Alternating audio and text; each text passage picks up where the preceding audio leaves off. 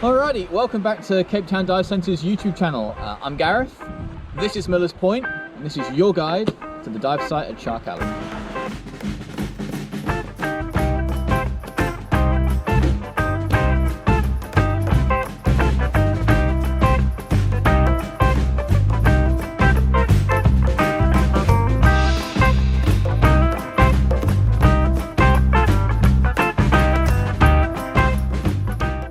Alrighty, so this is Millerspoint.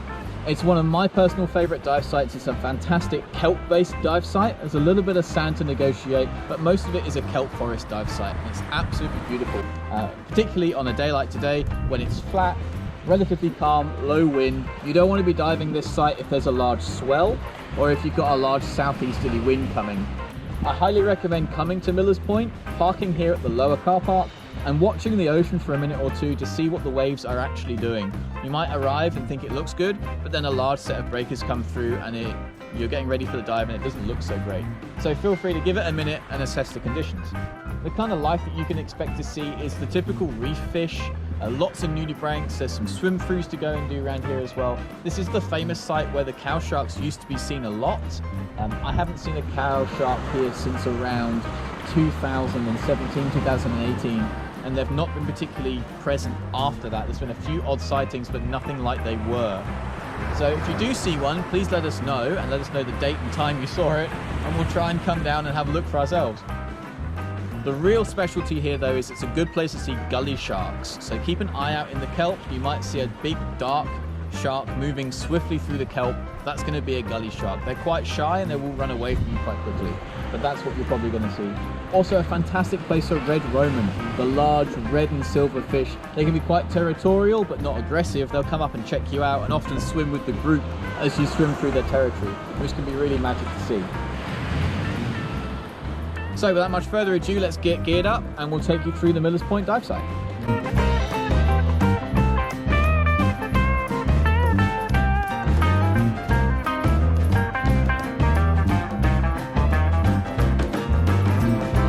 So obviously you're going to start at the slipway. Be careful, it can be slippery at times. Get in the water and put your fins on. You're then going to surface swim to the rocks in the top right hand corner. This is what it looks like when you get there. I prefer to do a surface swim rather than descending at the slipway and wasting air on the way out. I'd rather get here and use it on the dive. And this is going to be what your descent area is going to roughly look like. So with your buddy, descend to the bottom. Get yourself orientated and make sure you know which way you're going when you start your descent. What you're going to do is you're going to follow the line between the kelp and the sand and just follow that line out. You're going to notice that the sand composition here is very fine, and in a windy day or if it's been stormy the day before, there can be a lot of sand particles in the water. This will make the visibility really bad. Don't let this put you off though. Just keep following the line between the rocks and the kelp and the edge of the sand and just keep working your way out in that direction. So you're going to be heading mostly east at this point, maybe a little bit south of east. But keep an eye out for rocks and landmarks that you can recognise. This is going to help you navigate your return journey and get back into the bay okay and get lined up with the slipway instead of swimming around to the wrong side of the bay, which has happened to the best of us. So when you start seeing landmarks more like this, big boulders with kelp hanging off them, have a look around and you'll see that the texture of the sands has gotten a lot more coarse and the visibility is going to start to improve. Now even with the waves, because the sand is much more coarse, it's not going to disturb the visibility as much and it's going to make for a clearer dive. So don't let the visibility at the beginning of the dive put you off. I'm at about 8 meters here. I did it on quite a low tide day, but now I can start my turn right and I can start heading more south. I use these landmarks and the bottom composition to make sure that I'm going in the right direction every single time. So now I know exactly where I'm going. I'm heading south, maybe a little bit east on the compass, so south-southeast kind of thing, but this is the direction you want to go. As you swim along, you're going to notice that over on the left-hand side there is more open water, it's clearer, there's less kelp, and over on the right-hand side is the more dense kelp forest. Now you can decide if you want to be on the open side or in the dense kelp forest, that's completely up to you. But keep an eye on where these things are. This is going to make sure that you're going in the right direction without having to look at your compass the whole time. Now when you start seeing these larger boulders start appear in your dive, this means you've gone exactly the right direction and you're starting to get to the real meat of the dive site. Now on this dive I decided to go to the right of the boulders, but maybe if it's your first time it is a little bit easier navigating if you go to the left. Either way it doesn't matter, you still want to be heading in that southeasterly kind of direction. So just swim around these boulders and keep heading the same way that you were going. So now I've come around the other side of these boulders and I see a large growth of kelp around a collection of really large boulders. This is exactly where I want to be. For me this is my favourite part of the dive site. There's lots to see, there's lots of big walls for nudibranchs, other little crustaceans hanging around there.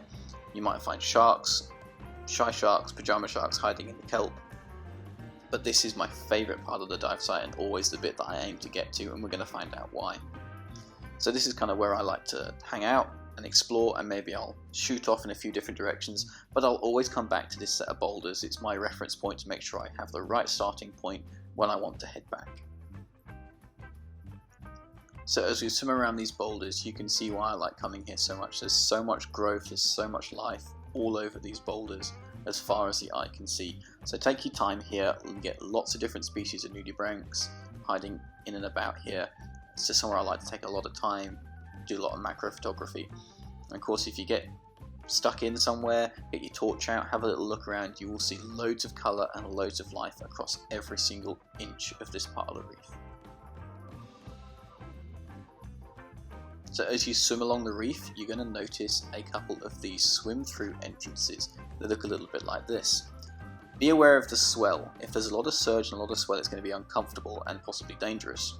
Also, check with your buddy that they're okay doing a swim through. Talk about it before, or you can do it like this on the dive, but make sure everyone's comfortable with what's going to happen next. Obviously, if you've deemed the conditions are perfect for this kind of swim through, get your buoyancy nice and level and swim through, and be careful not to damage too much of the marine life. Obviously, we're all guilty of a little tap, a little knock here and there, but if you swim slowly and gently, you won't do any damage. Just don't go in like a bull in a china shop.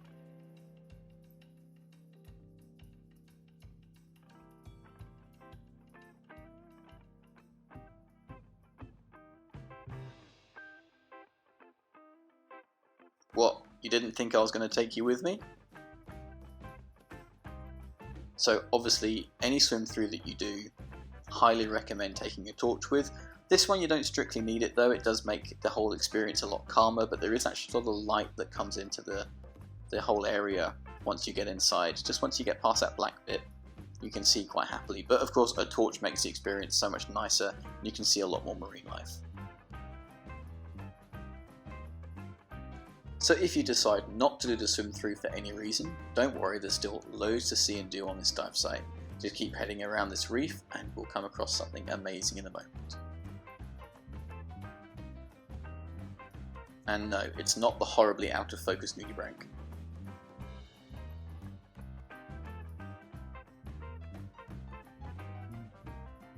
If you do have a torch with you, I highly recommend having a look in this hole here. On a couple of occasions I found gully sharks swimming around underneath the rocks, so check it out if you're heading that way. As we come out of this little kelp forest bit, I just think this section is so beautiful. You come out and on a beautiful sunny day, you go from thick kelp forest to a wide, bright, open area surrounded by reef, surrounded by kelp, but it's so open and freeing. It's like you're sat on a beach underwater. For me, it's just magical.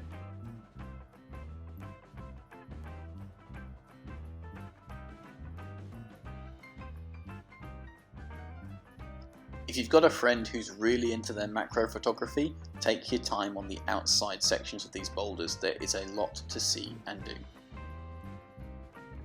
So when you're ready and you want to start heading back, just keep the open ocean or the light part of the kelp forest over on your right, and the boulders and the thicker kelp forest on your left, and just follow the line between the two. You'll find it heads a little bit to the left or slightly to the west on your return journey, so just follow that contour round, and just keep your head straight and you'll be right as rain.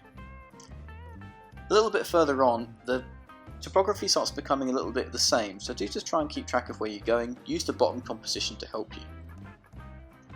Towards the end of the dive, I thought we weren't going to see any sharks at all. Then this beautiful gully shark swam right out in front of us. Now, it didn't really know we were there at first, but as soon as it spotted us and heard us, she starts speeding up and swims away into the kelp very quickly. So you don't get to see them for very long, but wow, we were so thrilled to have seen a nice big gully shark on this dive. Now we come to quite a critical bit. It's the turn that we need to make to head back into the bay and back to the slipway. Now, today we had a particularly gorgeous day and the visibility was really good.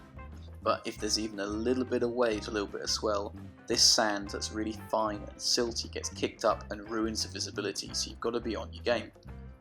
Make sure you stay nice and tight between the contour of the sand on your right and the rocks on your left, and just keep heading along the border of the two.